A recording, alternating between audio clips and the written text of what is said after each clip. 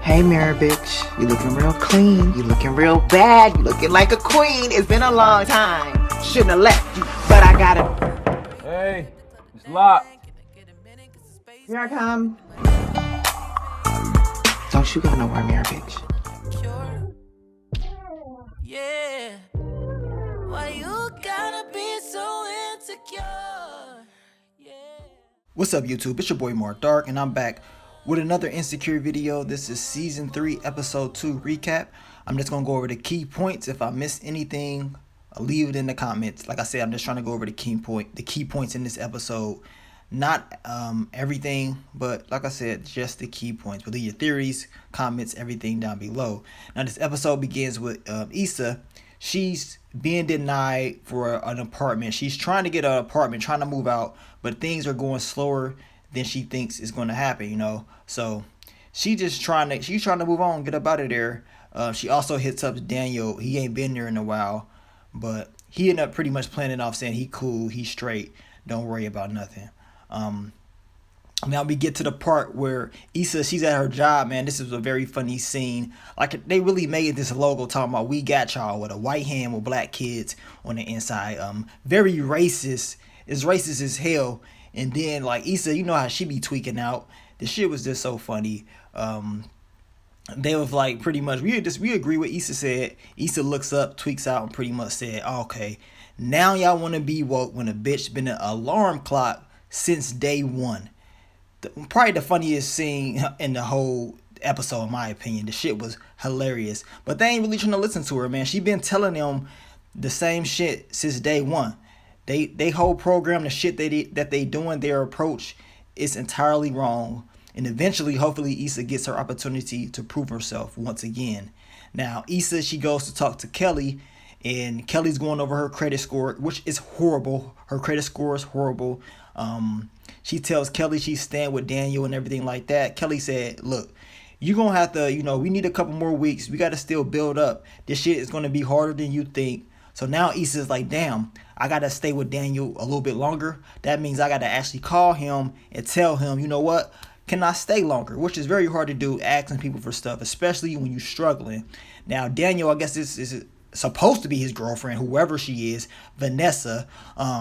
She's kind of tired of Daniel being there. She says, you've been here for like 3 days, and maybe you should, go back home pretty much, and pretty much just plays him off. You know what I'm saying? Daniel looking all salty like, oh shit, okay, I guess I should go home. But this Vanessa girl, this relationship to me is not serious at all, in my opinion. I don't think it's something that's serious. I think he just over there kicking it, smashing, and that's it.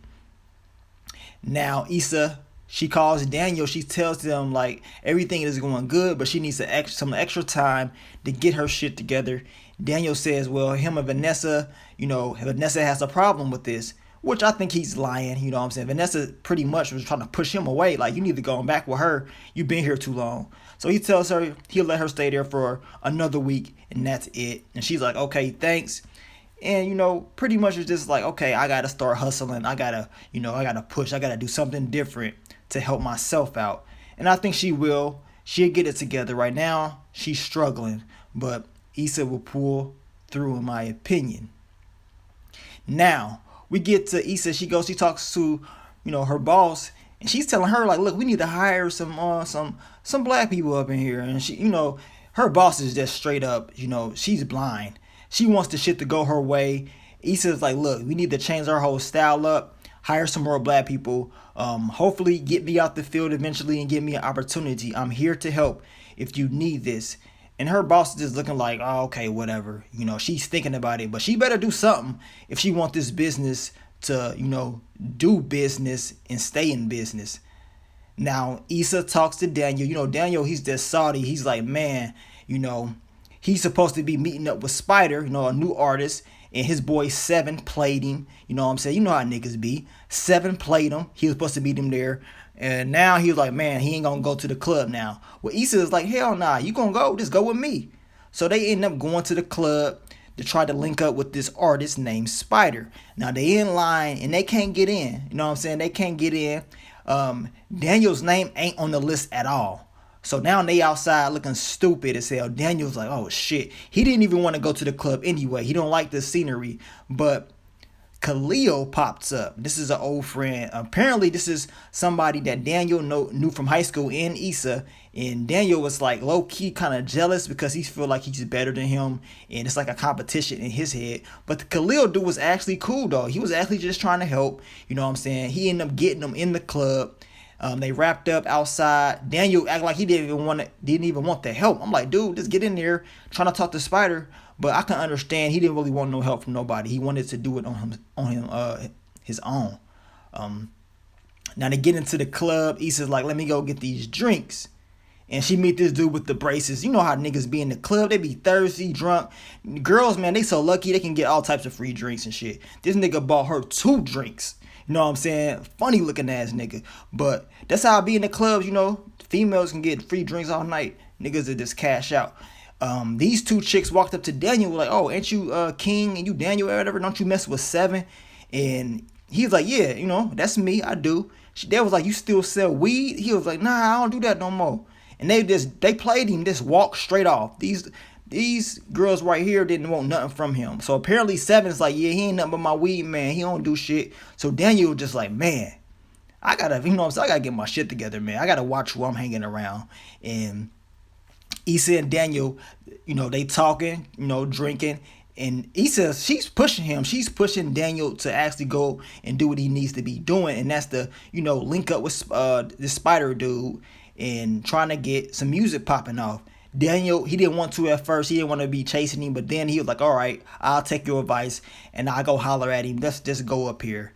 And Khalil, he cuts him off. He's talking to Spider. They rapping. And then Issa saves the day once again. She starts talking about Khalil's kid that she seen on Facebook. So she pretty much distracted Khalil. They start talking about his 4-year-old son. She was talking about Fantastic Four.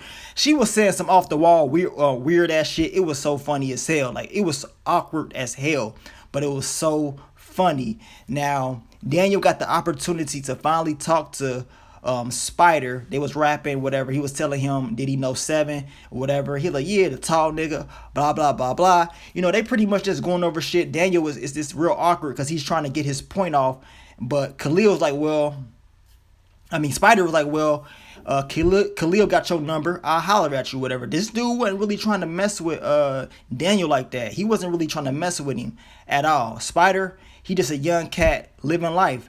And then all of a sudden, a fight break off in the club. Spider was like, oh, okay, these niggas popping off. You know what I'm saying? He ain't really even thinking about Daniel at all. So a fight break off. One of the cats pull out a gun, start shooting. And then the club, everybody in there running. Y'all know how it is, man, in them ratchet ass clubs. Shots get you know what I'm saying, get fired.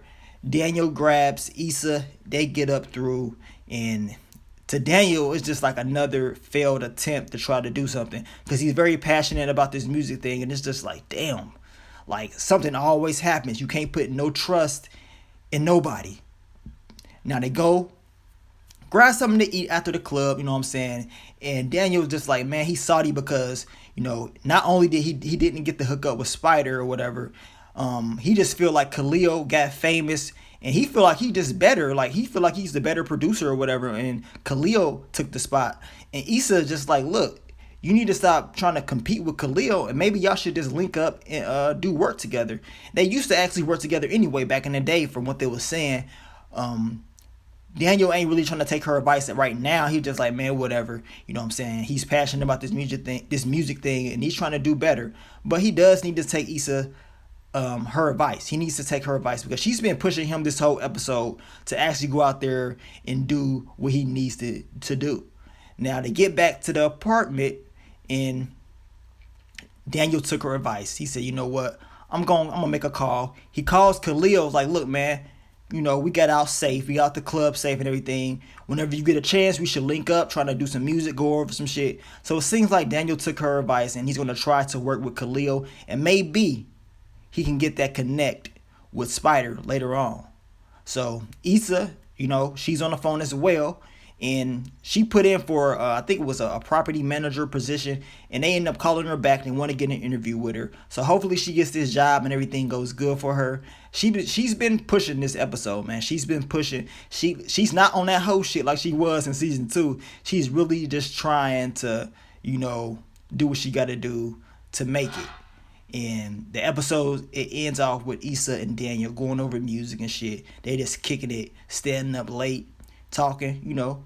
But like I said, overall, this is a solid episode, very solid episode. I like that Issa was pushing Daniel to do what he needed to do. He needed that. He needed that because if he didn't have her, he probably never would have went to that club at all. Probably never would have linked up with Khalil and talked to him. So right now, it seems like it's going to be going well for him. He just got to keep pushing, man. But that's how it is sometimes. You got to step out of your comfort zone and do things that, you know what I'm saying, you probably don't think is comfortable. But trust me, if you go out and push, things will fall through, man. You just got to have a positive attitude. But at the same time, I can understand where he's coming from. But what do y'all think of this episode? A very solid episode of Insecure. And I cannot wait for episode 3. But y'all let me know, man. I will be doing the Queen Sugar recap soon. It will be coming soon. So don't worry, that will be dropping. But thanks for all the love, all the support, and I will continue to bring you more Insecure content in the future. But I'm going to get on out of here, man. It's your boy, Mark Dark. I'm out. Peace.